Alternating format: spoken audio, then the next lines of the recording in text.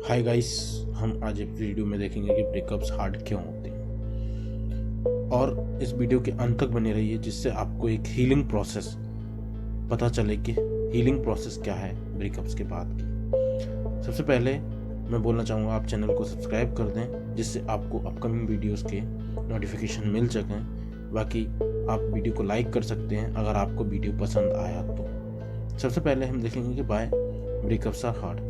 क्या रहता है, जो प्यार रहता है ना, रोमांटिक लव रहता है, एक तरह का एक नशा रहता है। तो ये क्या करता है, आपके दिमाग में एक फील गुड मतलब अच्छा लगने की एक केमिकल्स को रिलीज करता है आपके दिमाग में। जब भी क्या होता है कि एक केमिकल जैसे जैसे फील गुड हमारे अंदर एक केमिकल आ चुका है, दिमाग के अंदर आ चुका है, जैसे ये लूज होगा ना ब्रेकअप्स के बाद तो एक हमें इमोशनल एंड फिजिकल प्रॉब्लम्स को फेस कराता है। जैसे हमें एंजाइटी एंड टायर्डनेस फील होने लगती है। हम देखते हैं कि जब भी ब्रेकअप्स होता है तो क्या कॉमन सिम्टम्स हैं जो हमें डेवलप होते हैं। जैसे कि देखेंगे हम, एक लॉनलीनेस है। लॉनलीनेस मतलब हम अकेलापन महसूस करते हैं। सेकंड है जैसे सैडनेस, हम हमेशा दुखी रहते हैं। थर्ड है जैसे इरिटेबिलिटी, हमें चिड़चिड़ापन आता है, मतलब कि जब भी कोई भी कुछ भी बोलेगा तो हम चिड़चिड़े होने लगते हैं उसकी बातों पे। फिर क्या होता है, चेंज इन एपेटाइट, मतलब हमारी भूख जो है ना, भूख चेंज होने लगती है, हमें भूख ही नहीं लगती, हमारा खाने का मन नहीं करता है। स्लीप ट्रेबल होता है, मतलब हमें नींद नहीं आती है रातों में। ये कुछ कॉमन सिम्टम्स हैं जो डेवलप हो जाते हैं ब्रेकअप के बाद।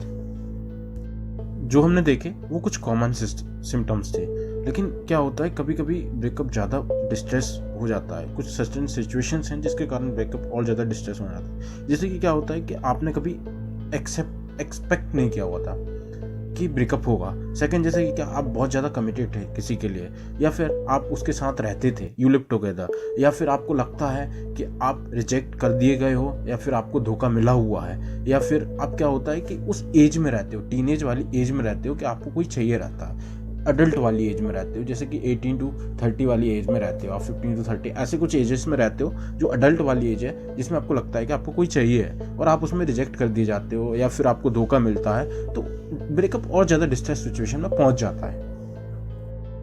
क्या होता है most of the people depression develop नहीं करते हैं आफ्टर ब्रेकअप। लेकिन क्या होता है, कुछ रिस्क फैक्टर्स हैं, मतलब कि कुछ इंस्टेंसेस हैं जिसके कारण आपको डिप्रेशन होने के चांसेस बढ़ जाते हैं। जैसे कि हम देखें, फर्स्ट है history of depression.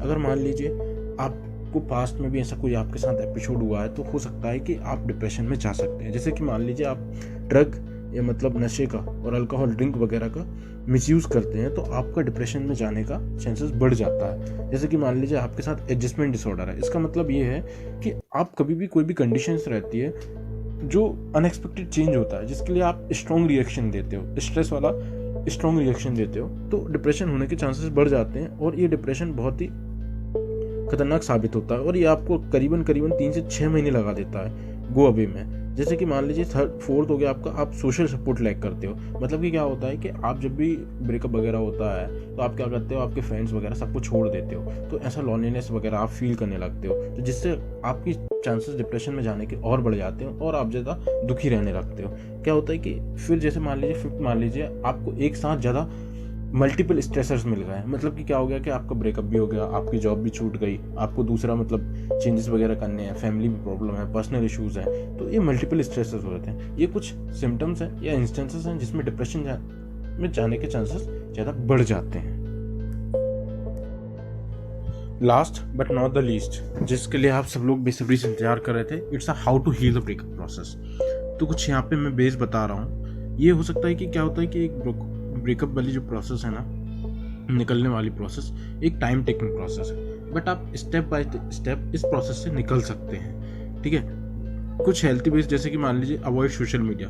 Avoid social media मतलब इसलिए बोल रहा हूँ, क्या होता है कि आप टेम्प्टेड रहते हैं कि अपने एक्स को चेक करते हैं, उसकी सोशल मीडिया पोस्ट चेक करते हैं, मान लीजिए उसका और किसी के साथ रिलेशनशिप सेट हो चुका है, तो आपको उससे और ज़्यादा बेटर मतलब वर्स्ट फीलिंग आने लगती है। आपका रिकवरी जो है ना वो स्लो डाउन हो जाता है। जैसे कि मान लीजिए सेकंड है अवॉइड योर एक्स। मतलब कि क्या होता है, पॉसिबल तो नहीं रहता जब बच्चे होते हैं आपके, लेकिन क्या होता है आप कांटेक्ट को थोड़ा लिमिट कर दीजिए, क्योंकि अगर कांटेक्ट को लिमिट नहीं करेंगे ना तो आपकी रिकवरी में बहुत ज़्यादा प्रॉब्लम्स आएंगी।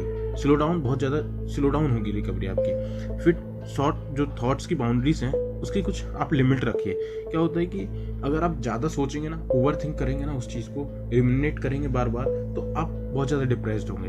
तो आप एक काम करिए, दिन में एक कुछ पर्टिकुलर टाइम आप रिजर्व कर लीजिए, लाइक 30 मिनट्स आप दिन में एक रिजर्व कर लीजिए। आपको अगर ज़्यादा प्रोसेस को हीलिंग करना है, हाँ, तो आप उस टाइम में आपके ब्रेकअप को प्रोसेस करिए, ठीक है। फिर है मीडिएट। मतलब मीडिएट एक बहुत अच्छा तरीका है।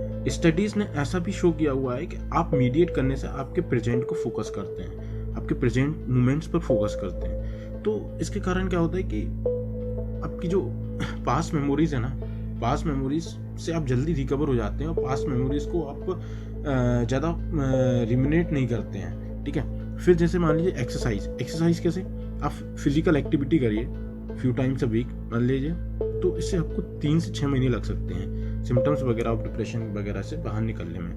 फिर नेक्स्ट है गो इजी ऑन योर सेल्फ, ठीक है।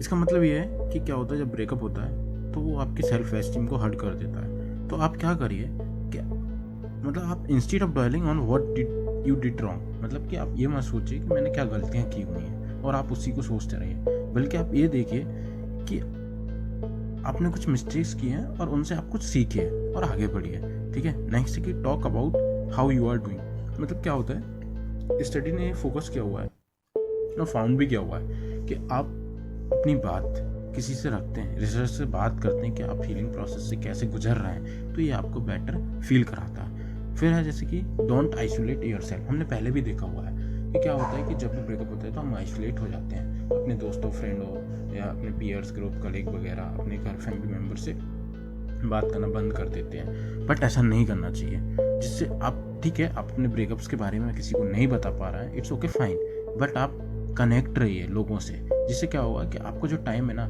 जो आप आइसोलेशन में आपका टाइम देते हैं और आप उस मेमोरीज में ही लगे रहते हैं, सोचते रहते हैं इसके बारे में, इससे अच्छा ये है कि आप लोगों से कनेक्ट रहिए, उनसे बात करिए, जिससे क्या होगा कि आपका जो फालतू का टाइम है ना, जिसमें आप सोचते हैं ना, वो फालतू का टाइम आप यहाँ पे एलोकेट करेंगे, तो उससे क्या होगा, आपका बेटर यूटिलाइजेशन होगा और रिकवरी भी आपकी फास्ट होगी, ठीक है। फिर नेक्स्ट है, लास्ट बोल सकता हूँ मैं, लुक टू द फ्यूचर।